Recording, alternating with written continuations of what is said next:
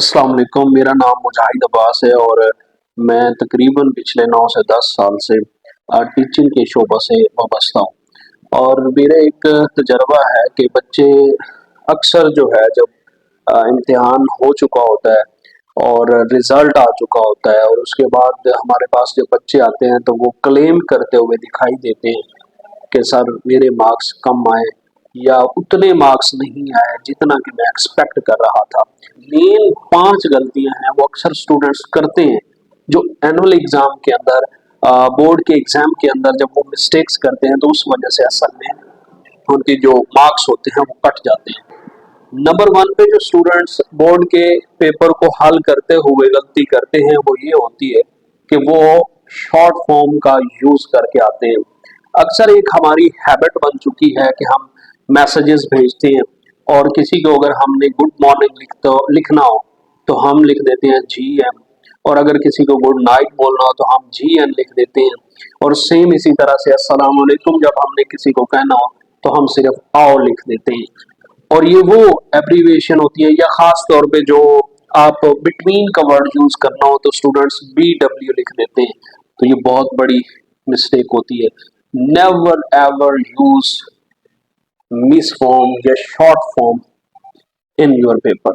दूसरी गलती जो स्टूडेंट्स करते हैं वो असल में अपने पेपर के अंदर कटिंग करते हैं। और याद रखें कि जो कटिंग होती है वो किसी भी पेपर की खूबसूरती को डैमेज कर देती है और बाद में मार्क्स नहीं आते।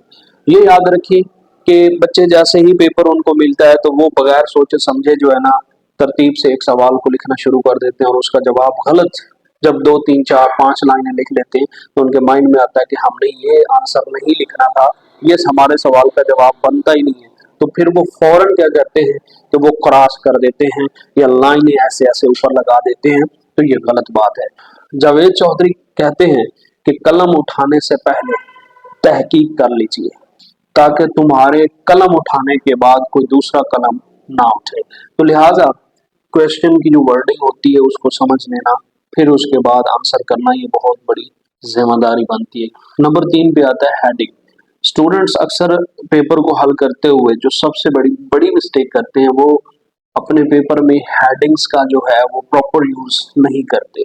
अगर वो प्रॉपर यूज करते हैं तो उसके अंदर जो है वो ग्रीन पेंसिल या इंक का इस्तेमाल करते हैं, रेड पेंसिल का इस्तेमाल करते हैं और इसी तरह से लेड पेंसिल का इस्तेमाल करते हैं। ये वो मिस्टेक्स, लेड पेंसिल जो कच्ची पेंसिल होती है उसका इस्तेमाल, ये सारी चीजें जो है ये मना की जाती हैं और ये आप यूज नहीं कर सकते हैं।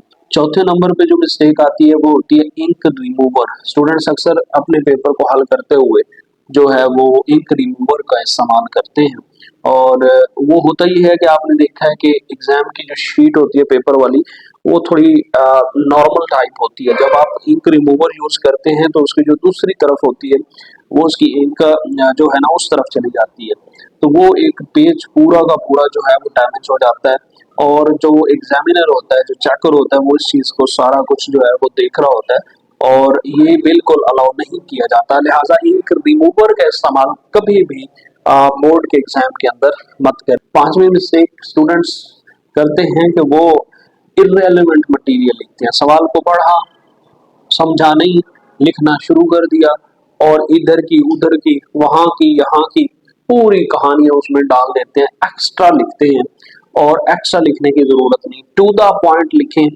इर्रेलेवेंट मवाद अगर आप देंगे तो आपके मार्क्स कम हो जाएंगे, रिड्यूस होंगे। यही वो 5 मिस्टेक्स हैं जिस वजह से बोर्ड के एग्जाम के अंदर अक्सर स्टूडेंट्स जो है वो मैक्सिमम मार्क्स नहीं ले सकते हैं और उनको बाद में परेशानी का सामना करना पड़ता है।